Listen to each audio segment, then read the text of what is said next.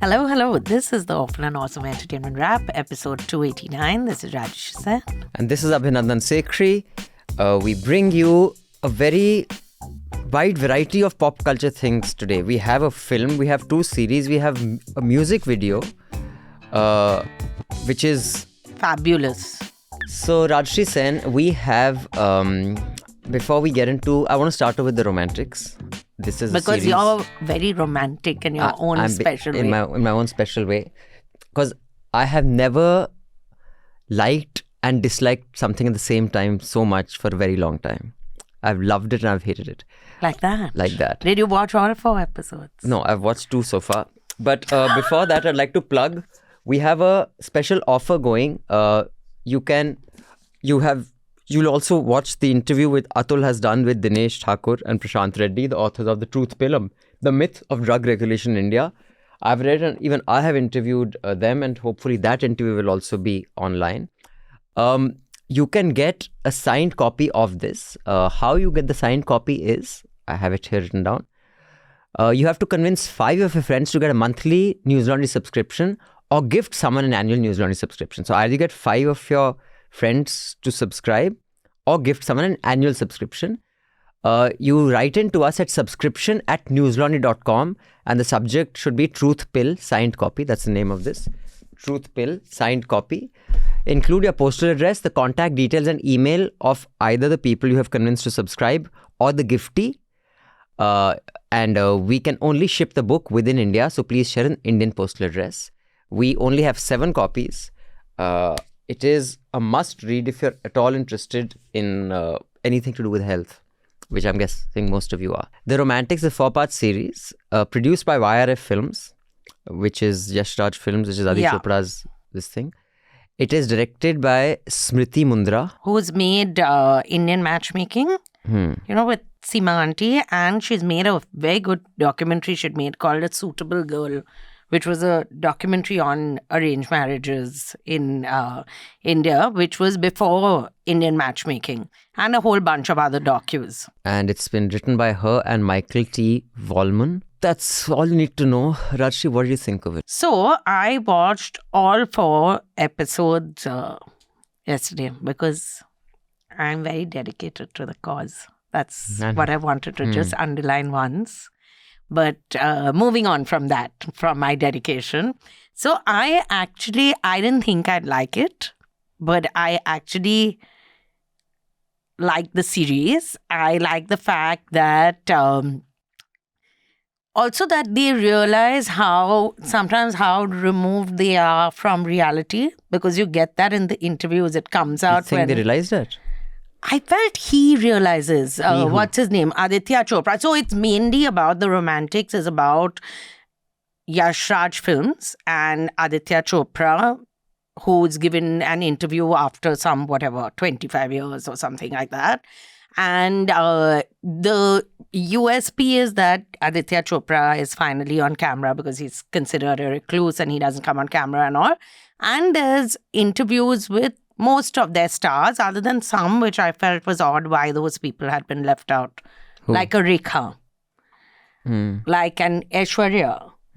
Because you've got everybody else over there. Even like 2-minute into it. Saif hardly has 4 minutes in total he must be having. That's 4 minutes too many. No, he's so cute. But it's basically a 4-part series about YRF Studios, how Yash Chopra started off under his brother B.R. Chopra, to the journey till today. And it's called The Romantics because Yash Chopra was considered the king of romance for good reason, because he Kabhi Kabhi, Silsila, Chandni, Veer Zara, his films are all rich with romance. So that's the 4-part series. So Rajyasree, you liked it. I'll tell you the parts I liked. I liked the way, because cinema is like that usually it reflects what is happening in society or in the history of a country. So little bit that whole thing about how liberalization came and how cinema changed with that, how Yash Chopra's cinema changed from having the angry young man as a hero to having the romantic hero, why that happened. So that part of the story is woven well. The part where I felt that he seemed to have some sense of self-awareness, Aditya Chopra, is He said, my father didn't come from money. So his main aim was, I will be a director. I want money to come in from my films. He said, now I was a rich kid. I did not need to worry about where money came from. So I made the kind of films I wanted. So at least some awareness he had about where he comes from. Many of them don't. They'll still say we are struggling or something Really? like that. I mean, you have a very low bar. Again, because you believe you're middle class, so clearly your understanding of what... No, I'm upper middle class. Okay, right. But I have certain middle class beliefs. Okay, good. That's what I'm saying. So, the self-awareness of most of these people is like, you know who. I will start off. I have very long notes for romantics. Okay, I have a thing, an excuse for why I don't have notes. Today, why I don't have notes. Why? Because I realized that there's no MS Word on my laptop anymore. So when they cleaned my laptop, they removed MS Word, but they kept my folder. So when I clicked on it, my file's open, but I can't write on anything. And clearly, you've never heard of paper and pen. But never mind, doesn't matter. I'm it's okay, very you don't have to make lower excuses. middle class. I don't have pencil only in my Okay, house. fine. I have So- a laptop. The first episode, which was about Yash Chopra, was amazing because for me, Yash Chopra is probably the most competent. I won't say he's genius because his films weren't genius, but I think he's the only film director who I'm aware of, internationally anyway. I mean, I don't know so much Korean cinema, who has never made a bad film. Like even, even a Kurosawa has made a bad film.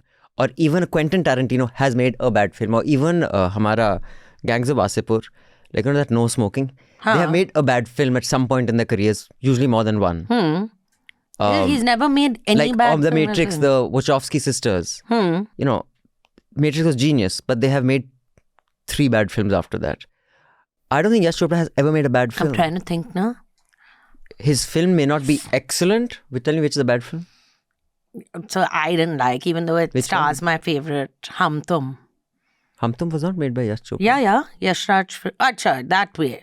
Aditya made it, I suppose. I don't know. I'll check who directed it. I don't think Yash Chopra has made it. So, anyway, the first episode was about Yash Chopra. And I thought his interviews were insightful. You learned something about the man, about cinema, because they had regular lives. He wasn't poor.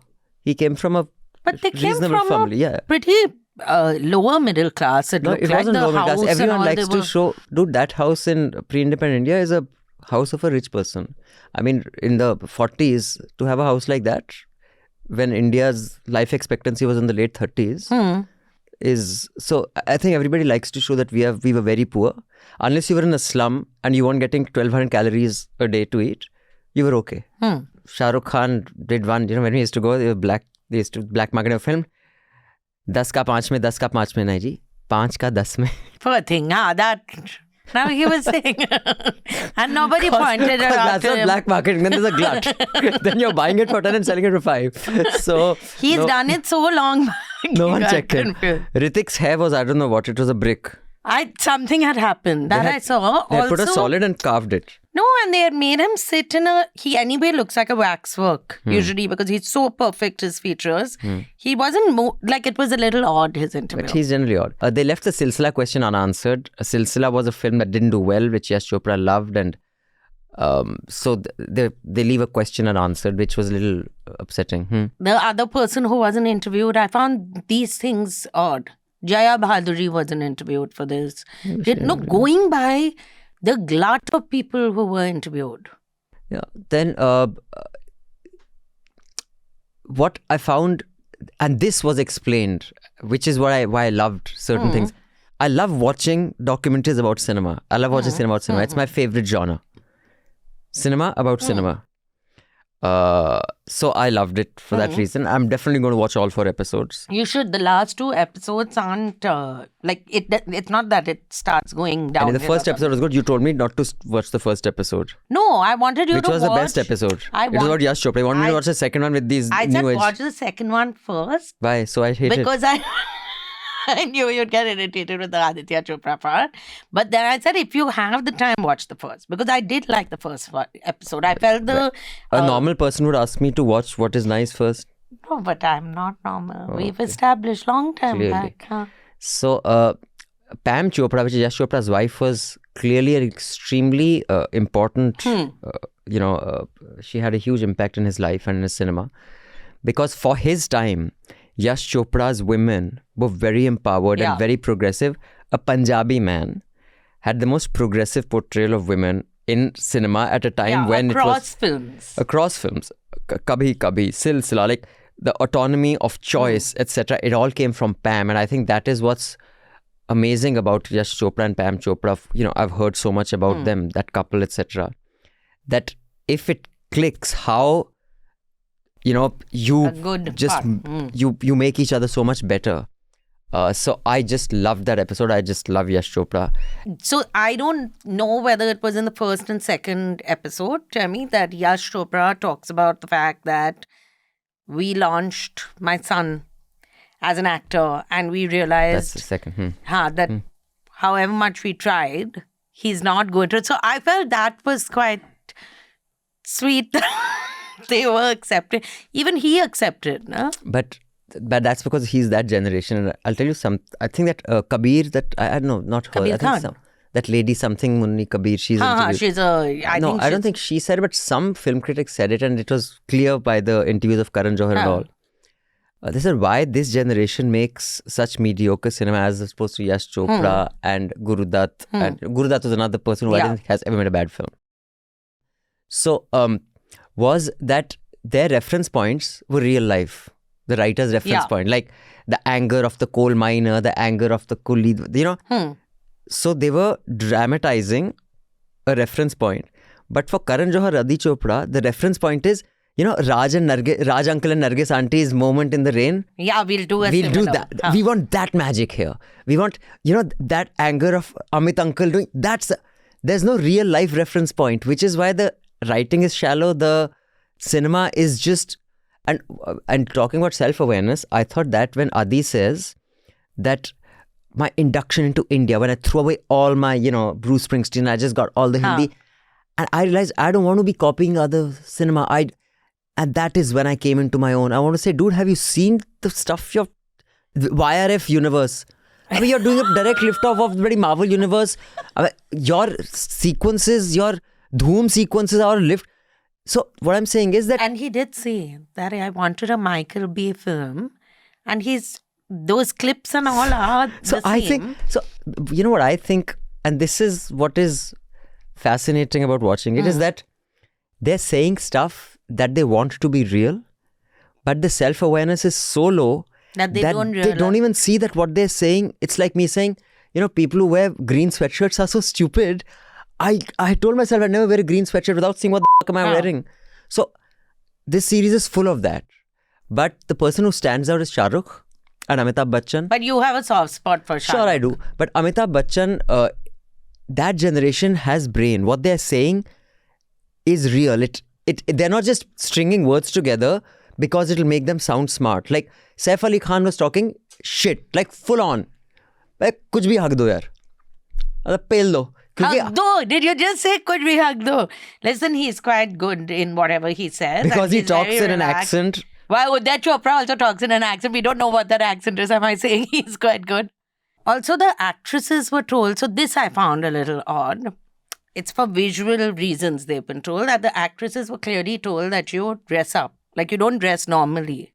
Anushka Sharma doesn't wear a glittery gown and sit. Neither does, I'm hoping they don't sit around there. Neither does Saif sit around like that, I'm sure, at home. Saif sits because I see his Instagram videos. He looks like that one day. But Rani Mukherjee doesn't wear red shortly lace and neither does Shah Rukh also sit like that. They're all dressed up for the interview, obviously. Shah Rukh was wearing a leather jacket and shirt. But no one sits like that at home, yaar. At home, you wear a leather jacket and sit. Leather jacket he's wearing. He's not dressed as Bazigar and sitting over there. That way I'm saying. Like Kajol look normal. Dude, this is all about... This is all... It's a show optimized for how it looks, not for what it says. So I don't know who were you expecting that we are I coming thought to they this? were dressed a little normally. Like Madhuri looked a little normal. When have you seen any interview by a star which they have just walked out of bed and given an interview? Kate Blanchett and all look normal when they dress. They don't wear gowns and sit over there. No? Every star, India, but everywhere. The one which was, I did like Jaideep's interview of why Chak De was made. And the fact that Yash Raj films would put money into a film which is so unlike the kind of films they make. The other thing where you get, a lack of awareness is when this chap, Aditya Chopra, talks about Sekhri. And he says, it really still hurts me that it didn't do well.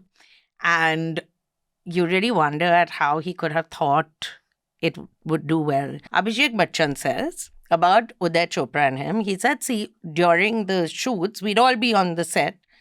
Adi used to be sitting and watching what's happening. Even as a kid, he'd be always watching.